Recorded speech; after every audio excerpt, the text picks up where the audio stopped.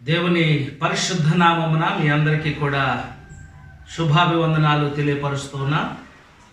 దేవుని యొక్క మహాకృప చేత దేవుని యొక్క పాద సన్నిధిలో ప్రభు ఈ సమయాన మనకిచ్చినటువంటి మంచి సమయాన్ని బట్టి దేవుని కొన్ని మాటలు మనం నేర్చుకున్నాం. దేవుని లేఖనాల్లో నుంచి ప్రభు మనకిచ్చినటువంటి ఈ మంచి కార్యాన్ని బట్టి ఆయన నామానికి మనం ఎంతగానో కృతజ్ఞతాస్తుతులు చెల్లిస్తూ ఉన్నాం. దేవుడు నిజంగా మన జీవితాల్లో చేసినటువంటి గొప్ప కార్యం. ఈ తెగుళ్ళు అనేటువంటివి ప్రపంచంలో వ్యాప్తంగా భయంకరమైనటువంటి సమయాలు జరుగుతూ ఉండగా ఈ పరిచర్య ద్వారా దేవుడు మనలందరూ కూడా ఈ స్థితిలో ఉంచటం, మనమందరూ కూడా ఈ రీతిగా కలుసుకొని ముఖాముఖిగా దర్శించుకోలేకపోయినా మనము ఈ రీతిగా కలుసుకోవడం అనేటువంటిది అది దేవుని కృప. దేవుడిచ్చినటువంటి ఈ మంచి సమయాన్ని బట్టి ఆయన నామానికి మహిమ ఘనతలు కలుగునుగాక. దేవుని లేఖనాల్లో నుంచి ఈ దినాన కొన్ని మాటలు మనం నేర్చుకుందాం. ఈ కొన్ని విషయాలు మీరందరూ కూడా చాలా జాగ్రత్తగా ఆలకించాలని ప్రభు పేరట మీకు మనవి చేస్తూ ఉన్నాను.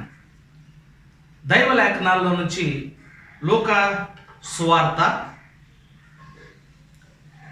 7వ అధ్యాయము 50వ వచనం మనము నేర్చుకుందాం. ఈ మూల పాఠంగా ఈ వాక్యాన్ని మనం నేర్చుకుందాం. చూడండి. అందుకు ఆయన, నీ విశ్వాసము నిన్ను రక్షించను, సమాధానము గలదానవై వెళ్ళుమని ఆ స్త్రీతో చెప్పెను. ప్రభునందు ప్రియులారా, దేవుని యొక్క లేఖనాల్లో ఈ రోజున ప్రభు మనకిస్తున్నటువంటి ఈ పాఠాన్ని మనం జ్ఞాపకం చేసుకుంటే, ఈ రోజున ప్రపంచవ్యాప్తంగా ప్రతి మనుషునికి లేనటువంటిది ఏంటంటే సమాధానం. ఈ సమాధానం అనేటువంటిది ప్రతి ఒక్క మనుషునికి కావాలి. సమాధానం అనేటువంటిది లేకపోతే మనం జీవించినా అది వ్యర్థమే. మనుషుల్లాగా బ్రతుకుతున్నాం అన్నటువంటి ఆలోచన ఉంటుంది, కానీ సమాధానం లేకుండా బ్రతికితే దానివల్ల ప్రయోజనం అనేటువంటిది మనుషులకి లేదు. ఈ రోజు నా సమాధానం అనేటువంటిది ఎందుకు కోల్పోతున్నాం అంటే, బైబిల్ లేఖనాల్లో 3 విషయాలు మనకు తేటతెల్లగా కనపడుతూ ఉంటాయి. 1, పాపము ద్వారా సమాధానం కోల్పోతున్నారు. 2, రోగము ద్వారా సమాధానం కోల్పోతున్నారు. 3, స్నేహాల ద్వారా సమాధానాన్ని కోల్పోతూ ఉన్నారు. ఈ రోజున ఈ 3 విషయాలు చాలా జాగ్రత్తగా మనం ఆలకిస్తే, ప్రభు మాట్లాడుతున్నటువంటి మాటలలో ఉన్నటువంటి సత్యాన్ని మనం గమనిస్తే, దేవుని దగ్గరకు ఒక వ్యక్తి వచ్చింది. ఆమె ఎవరు అంటే పాపాత్మురాలైనటువంటి స్త్రీ. నిజంగా లోకంలో సర్వసాధారణంగా వ్యభిచారి అనేటువంటి ముద్ర పడినటువంటి వ్యక్తులు, వారి యొక్క జీవితాలను మనం గమనిస్తే, వారి యొక్క బ్రతుకులు మనం గమనిస్తే, నిజంగా చాలా లోకంలో ఉన్నటువంటి వారి కంటే వారు ఎంతో ఉన్నతంగా బ్రతుకుతూ ఉంటారు. కారణం ఏంటంటే, వారు పాపం ద్వారా సంపాదించినటువంటి సంపాదన ద్వారా ఆస్తిపరులుగా ఉంటూ ఉంటారు. ఏ కొదువు అనేటువంటిది లేకుండా వారు బ్రతుకుతూ ఉంటారు. కానీ వారి జీవితాల్లో లేనటువంటిది ఏంటంటే సమాధానం. ఈ సమాధానం వారు చేసినటువంటి పాపం ద్వారా కోల్పోయి, దేవుని యొక్క భయభక్తుల్లో బ్రతకకుండా వారి ఇష్టానుసారంగా బ్రతకటం వల్ల వారు స్థాపించినటువంటి, వారు ప్రారంభించినటువంటి పాపపు జీవితం క్షేమంగానే ఉంటుంది, కానీ తుదకు అది సమాధానం లేనటువంటి బ్రతుకుగా మారిపోయి ఒక రోజున ఏడవవలసినటువంటి పరిస్థితి వారి జీవితాల్లో కలుగుతూ ఉంది. అలాంటి పరిస్థితి ఇదిగో ఇక్కడ ఒక వ్యక్తికి కలిగినటువంటి పరిస్థితి మనం చూస్తూ ఉన్నాం. నిజంగా ఎంత గొప్ప కార్యం ఇక్కడ మనం గమనించినట్లయితే, ఆ పాపాత్మురాలైనటువంటి స్త్రీ యేసు ప్రభు దగ్గరకు వచ్చింది. యేసు ప్రభు దగ్గరకు వచ్చి ఆమె మాట్లాడుతున్నటువంటి మాటల్లో ఉన్నటువంటి ఆ ఆంతర్యంలో ఉన్నటువంటి సత్యాన్ని మనం గమనిస్తే, ప్రియులారా, నిజంగా ఆ పాపాత్మురాలైనటువంటి స్త్రీ యేసు ప్రభు దగ్గరకు వచ్చి ఆయన పాదాలు పట్టుకొని ఆయన పాదాలు తుడుస్తూ కన్నీటితో ఏడుస్తూ తన తల వెంట్రుకలతో తన పాదములు తుడుస్తూ యేసు ప్రభు దగ్గర నిజంగా ఆమె చేసినటువంటి ఆ గొప్ప కార్యాన్ని గమనిస్తే నిజంగా చాలామందికి ఆశ్చర్యకరంగా ఉంటుంది. నిజంగా ఆ పాపాత్మురాలైనటువంటి స్త్రీ ఎంత దేవుని యందు విధేయత భయభక్తులు కలిగి ఆ స్థలానికి వచ్చిందో అక్కడ మనం గమనించవచ్చు. నిజంగా ఒక వ్యభిచారి దేవుని దగ్గరకు రావడం అంటే అది సామాన్యమైనటువంటి విషయం కాదు. ఒక పాపాత్ముడు దేవుడి దగ్గరకు రావడం అంటే అది సామాన్యమైనటువంటి విషయం కాదు. కానీ ఈ పాపాత్మురాలైనటువంటి స్త్రీ యేసయ్య దగ్గరకు వచ్చింది ఒక దినాన్ని. ఎందుకంటే తన బ్రతుకులో సమాధానం లేదు, సంతోషం లేదు, ఆనందం లేదు, అంతా కూడా ఏడ్పే. తను సంపాదించినటువంటి సంపాదన బట్టి కానీ తనకున్నటువంటి పరిస్థితులను బట్టి కానీ తన జీవితంలో సమాధానాన్ని కోల్పోయింది.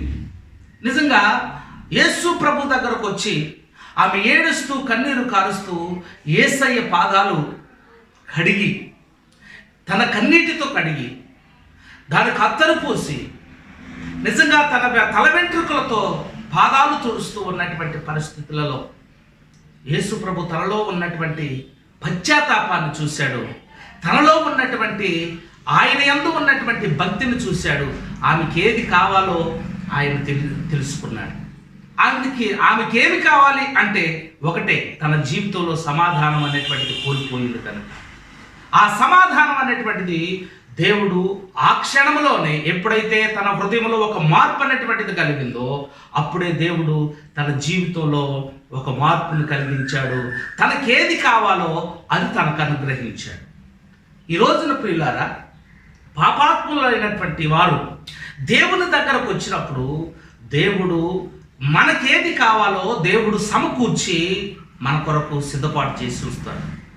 అందుకని ఇక్కడ అన్నాడు, ఆమెకి ఏం కావాలి అంటే సమాధానం కొదువైంది, సంతోషం లేదు తన జీవితంలో. ఈ రోజున అలాంటి జీవితాన్ని జీవిస్తున్నటువంటి ఆ వ్యక్తి యేసు ప్రభు దగ్గరకు వచ్చింది. యేసు ప్రభు దగ్గర ఆ సమాధానాన్ని పొందుకోగలిగింది. ప్రియ దేవుని జనాంగమ్మ, దేవుడు ఇక్కడ మాట్లాడుతున్నటువంటి మాటల్లో నిజంగా ఆ పాపాత్మురాలైనటువంటి స్త్రీ యేసు ప్రభు దగ్గరకు రావడం అది గొప్ప విషయం. ఎందుకంటే తన జీవితాన్ని మార్చుకోవాలనుకుంది, తన బ్రతుకును మార్చుకోవాలనుకుంది, తన స్థితిగతులు మార్చుకోవాలనుకుంది, యేసయ్య దగ్గరకు రావాలనుకుంది. ఈ రోజున ఎంతమందికి అలాంటి ఉద్దేశాలు ఉన్నాయి? తను చేస్తున్నటువంటి పాపపు పనులు విడిచిపెట్టి దేవుని దగ్గరకు రావాలని ఆశపడుతూ ఉన్నారు. ఆ మార్పు అనేటువంటిది ఒక మనిషిలో కలిగినప్పుడు దేవుడు ఆ వ్యక్తిని ఎంతగానో దేవుడు ప్రేమిస్తాడు, హక్కున చేర్చుకుంటాడు. వారికి కావలసినటువంటి ప్రతి ఒక్క అవసరాన్ని దేవుడు వారికి అనుగ్రహిస్తాడు. అదే లోక సువార్తలో దేవుడు మాట్లాడుతున్నటువంటి మాట, రోగం ద్వారా కూడా సమాధానాన్ని కోల్పోతూ ఉన్నారు. చూడండి, లోక సువార్త 8వ అధ్యాయము 48వ వచనంలో అక్కడ మాట్లాడుతున్నటువంటి మాట చూడండి. లోక సువార్త 8వ అధ్యాయము 48వ వచనం. అందుకు ఆయన, కుమారి, నీ విశ్వాసము నిన్ను స్వస్థపరచను, సమాధాన గల దానివై పొమ్మని ఆమెతో చెప్పెను. నిజంగా ప్రియులారా, ఇక్కడ ఆ వ్యక్తికి పాపము ద్వారా సమాధానం కోల్పోయింది, ఈ వ్యక్తి రోగం ద్వారా సమాధానం కోల్పోయింది. ఏ రీతిగానైతేనే సమాధానం అనేటువంటిది లేదు. నిజంగా ఇక్కడ 12 సంవత్సరాల నుంచి రక్తస్రావం రోగంతో బాధపడుతున్నటువంటి స్త్రీ, తన జీవితంలో అందరూ కూడా విడిచిపెట్టారు, అందరూ కూడా తోలనాడేశారు, అందరూ కూడా తన బ్రతుకును గురించి ఆలోచన లేనటువంటి వ్యక్తులుగా ఉన్నారు. ఏకాకి అయిపోయింది. అదే అధ్యాయం చూస్తే ఆమెకున్నటువంటి ఆస్తి మొత్తం కూడా తన రోగం కొరకు పాడు చేసింది, వేయపరిచింది, ఖర్చు పెట్టింది. కానీ ఆ రోగం పోలా. ఆ రోగం పోనందుకు తన జీవితంలో సమాధానం కుదువైపోయింది. అనుకుంటుందేమో, నేను అనుకుంటాను ఇక మరణించాలి, మరణం తప్ప నాకు శరణ్యం లేదని ఆమె అనుకోవచ్చు. కానీ ఒక దినాన యేసు ప్రభు దగ్గరకు ఆమె రావాలనుకుంటుంది. యేసయ్య దగ్గరకు ఆమె వచ్చి ఆమె యొక్క పరిస్థితిని విన్నవించుకోవాలనుకుందేమో. ఒక దినాన దేవుడు ఆమె ఉన్నటువంటి ప్రాంతానికి వచ్చినప్పుడు, దేవుడు ఎప్పుడైతే యేసుక్రీస్తు ఆ సమాజంలో ఉన్నాడో, ఆ గ్రామంలో ఉన్నాడో, వెంటనే ఆ వ్యక్తి యేసు ప్రభు దగ్గరకు వెళ్ళింది. ఆమె అనుకుంది, ఆయన వస్త్రపు చెంగైనా ముట్టుకుంటే బాగుపడతానేమో అని అనుకుంది. అప్పుడైనా నా జీవితంలో నేను కోల్పోయినటువంటి పరిస్థితి దేవుడు నాకు కలిగిస్తాడేమో అని అనుకుంది.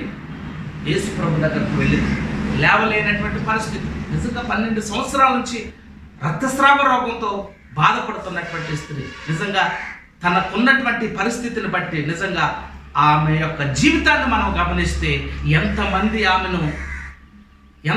ఆమెను విసుక్కున్నారో, ఎంతమంది ఆమెను త్రోసివేశారో. ఎందుకంటే బలహీనమైనటువంటి శరీరం, రక్తంతో అంటే చాలా అసహ్యకరమైనటువంటి వాసన, కంపు కొట్టేటువంటి వాసన. అలాంటి పరిస్థితుల్లో ఎవరేదనుకుంటే నాకేంట్లే, నా ప్రభు దగ్గరికి వెళ్ళాలి, యేసయ్య దగ్గరికి వెళ్ళాలి, యేసు ప్రభును ముట్టుకోవాలనుకుంది. ఈ రోజున సమాజం గురించి ఆలోచించే వారు ఎక్కువైపోయారు.